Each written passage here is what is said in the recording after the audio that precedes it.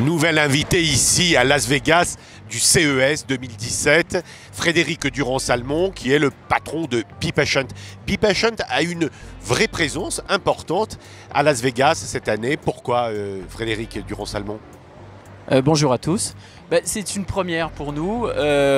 Le fait d'être ici dans un salon digital, c'est une première. On a l'habitude d'avoir des participations sur des salons plutôt médicaux, des salons de spécialité, des salons métiers. Et là, c'est une approche qui nous plaît beaucoup parce qu'on est à la frontière entre le médical et le digital. L'approche transversale, c'est nouveau, ça nous attire. Et je pense que c'est un pari qui va être gagnant pour nous. Alors qu'est-ce que c'est BePatient? Reprécisez-le nous, et que montrez-vous ici à ces milliers et milliers de participants du CES de Las Vegas? Alors BePatient, c'est une société que j'ai créée il y a 6 ans, qui est basée à Paris. On a également des bureaux en Australie et maintenant aux États-Unis depuis quelques mois, ce qui explique notamment en partie cette présence ici aux États-Unis. BePatient, c'est une plateforme digitale au service des malades avant tout, comme son nom l'indique.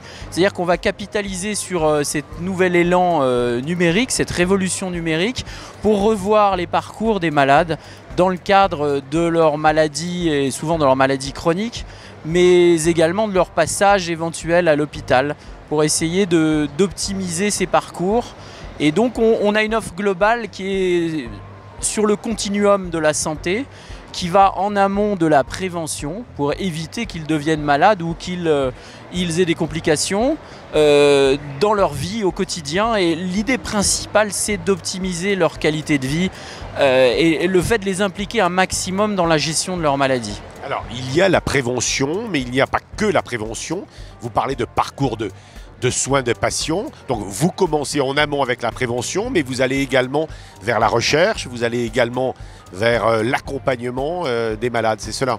Oui, la prévention, évidemment, c'est fondamental. Mais l'objectif est surtout de pouvoir imaginer des nouveaux parcours qu'on va dessiner, inventer avec les professionnels de santé, avec les soignants qui sont autour du patient, avec les gens de l'écosystème de la santé, pour les mieux gérer leur quotidien, mais aussi essayer d'optimiser notamment les enjeux médico-économiques. Alors, vous parliez de recherche.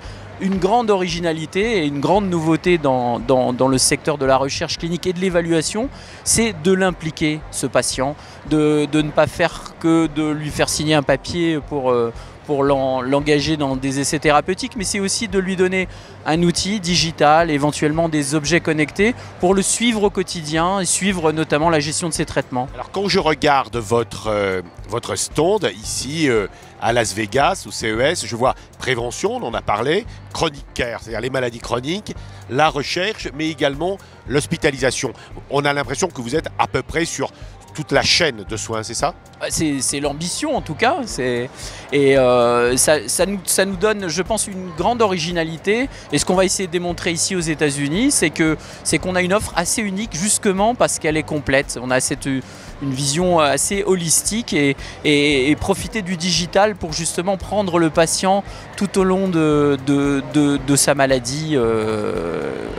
Alors dans toutes les spécialités ou dans quelques spécialités dans lesquelles vous êtes particulièrement actif, expert, ou vous vous y intéressez?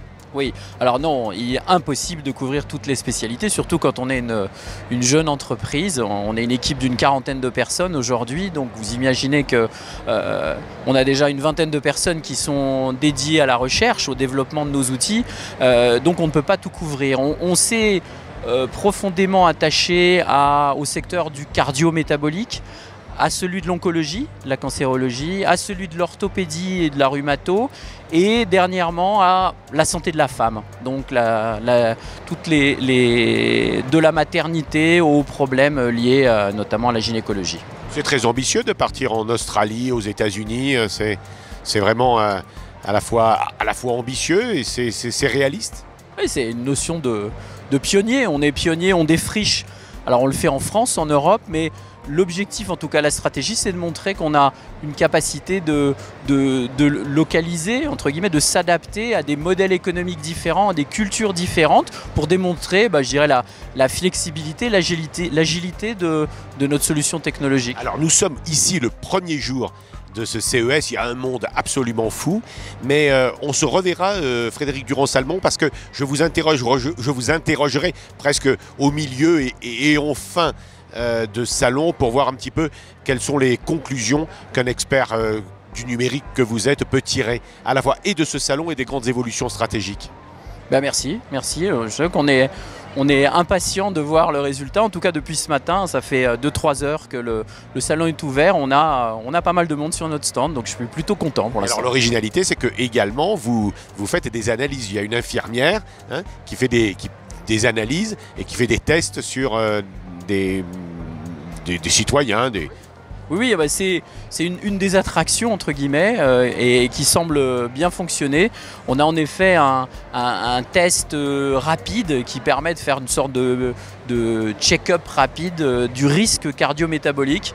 Donc on a une infirmière américaine qui pèse les gens, prend leur tension et avec une petite goutte de sang mesure leur cholestérol. Et on utilise un algorithme de la Société européenne de cardiologie pour mesurer le risque cardio-métabolique et au passage les sensibiliser à potentiellement des changements de comportement. Bon, je vais y aller, d'accord, je vais aller la rejoindre et je vais aller me faire mon test d'avenir cardio-métabolique. Merci Frédéric Durand-Salmon et à bientôt.